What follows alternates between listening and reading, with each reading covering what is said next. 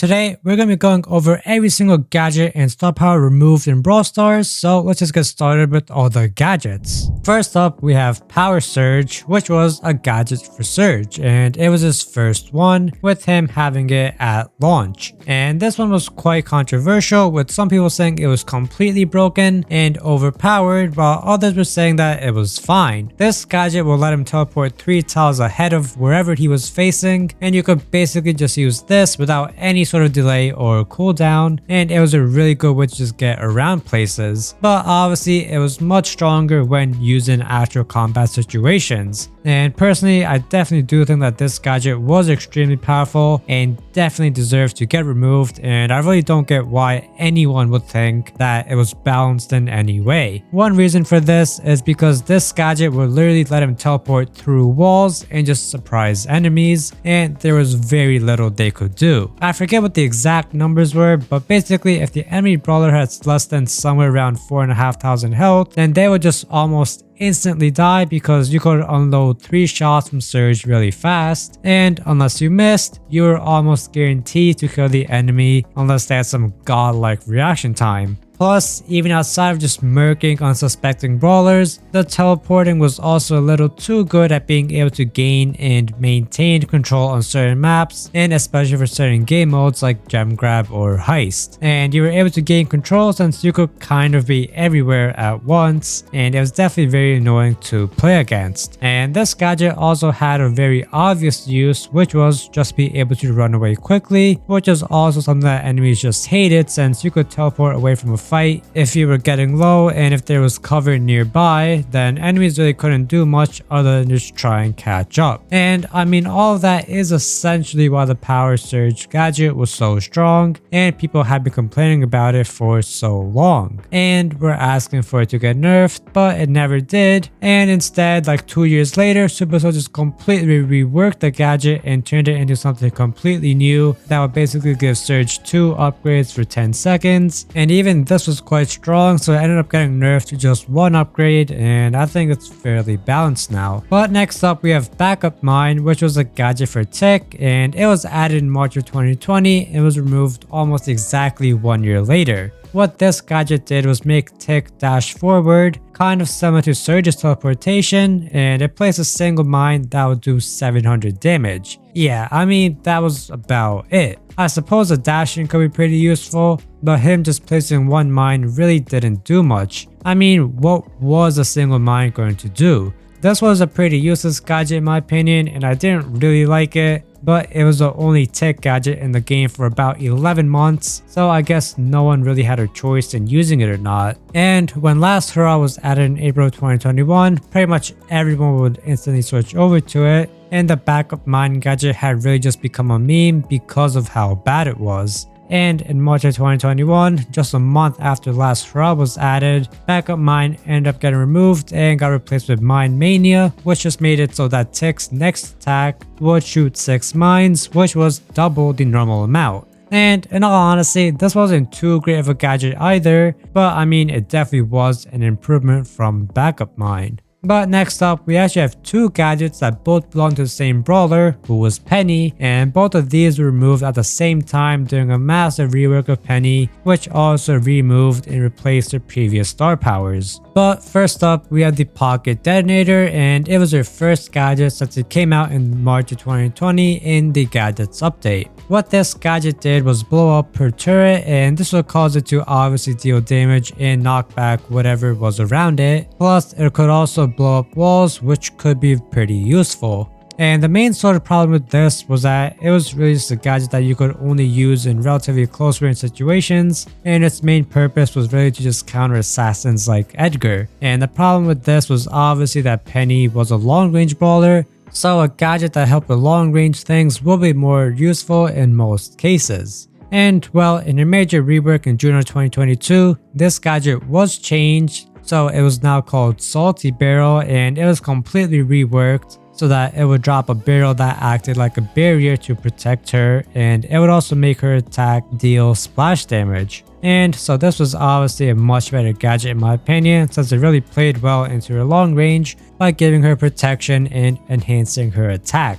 Also, the Pocket Detonator gadget would kind of get reworked into a star power called Master Blaster, and what this did would make the cannon deal 1000 damage and also deal knockback when it was deployed, so it was pretty similar to the gadget except that it just couldn't destroy walls. But her second gadget was called Captain's Compass, and it was added to the game just 5 months after the first one, and it was also arguably one of the worst gadgets in the game at the time. What it did was make her cannon shoot 5 cannonballs onto her whenever you activated the gadget, and while this obviously seemed like it could come in useful, in reality it just never really worked out how you wanted it. First of all, if you use the gadget right after placing the cannon, then all 5 cannonballs wouldn't come out. Most people said that they only got around 2 to 3, and I'm not exactly sure what the mechanics behind it were, but it was something about spawnable things having some sort of short delay, so that would obviously be a problem in tight situations where you don't have like that extra second to waste of you just waiting.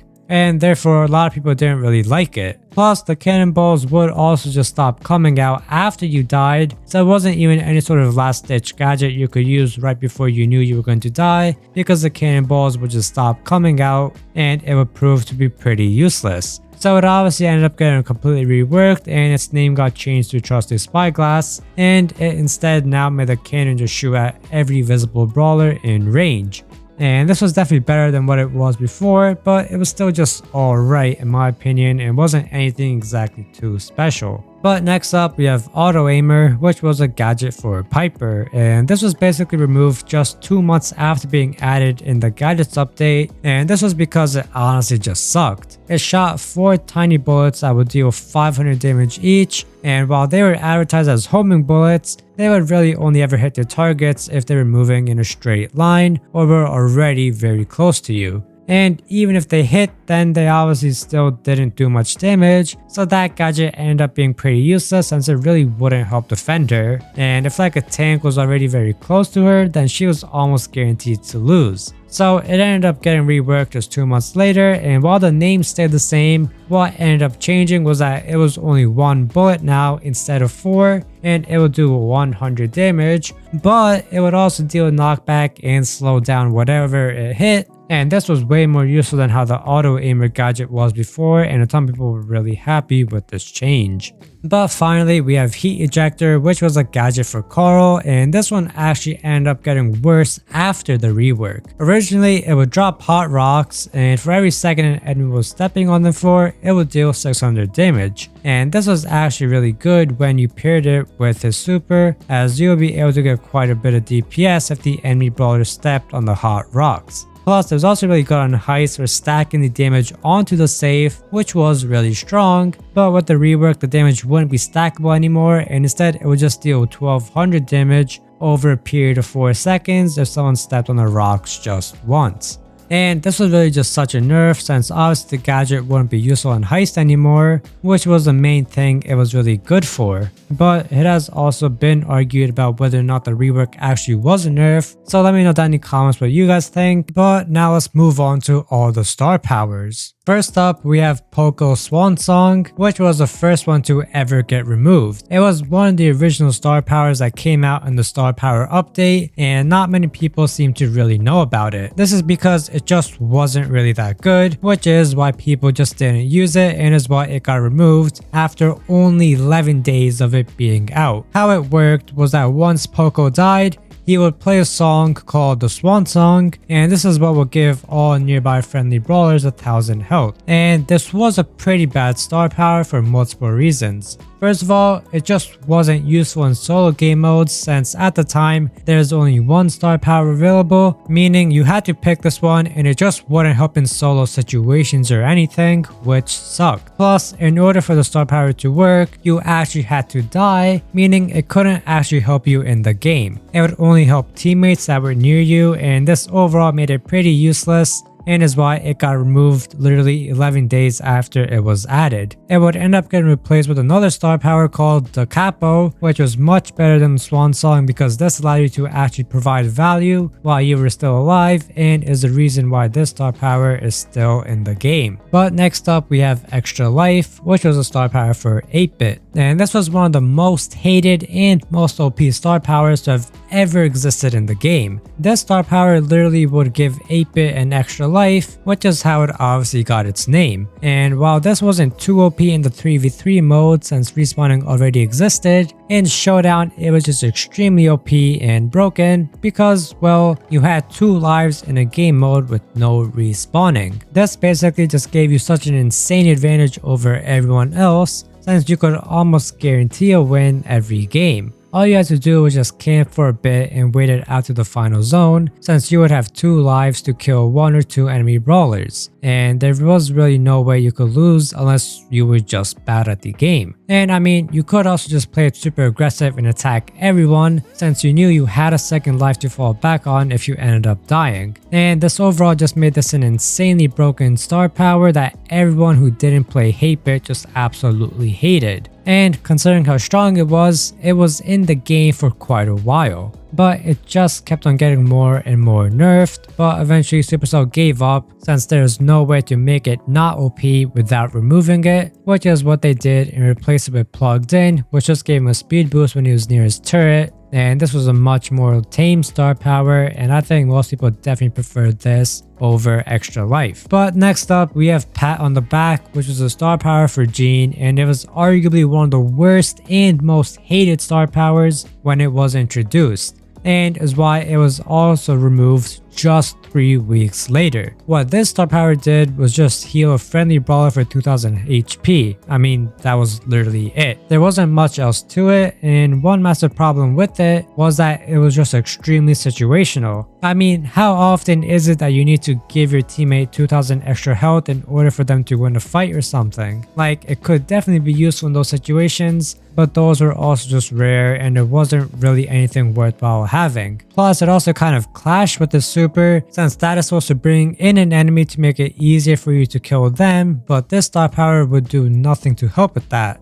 Also, his other star power also only healed teammates, meaning none of his star powers could help with this super and none of them could even help the player, which also just made it not that fun to play. Since, in my opinion, I think the best balance is having 1 star power that helps you and 1 star power that helps your teammates. But like I said, it ended up getting removed 3 weeks later and got replaced with Spirit Slap, which was much better since it actually did damage and just added pretty much 2k more to the super, which was great. But next up, we have Second Wind, which was a star power for Gale, and honestly, this was pretty much like Pat on the Back 2.0. It was also extremely hated by the community and it ended up getting removed 4 months later. This star power was also arguably even worse than Gale's, since it would give teammates a 20% speed boost if they were hit by your super, and this lasted for only 2 seconds. There would literally be like no situation where this would ever be useful because his super is meant to push back the enemy, and if your teammate was in between you and the enemy,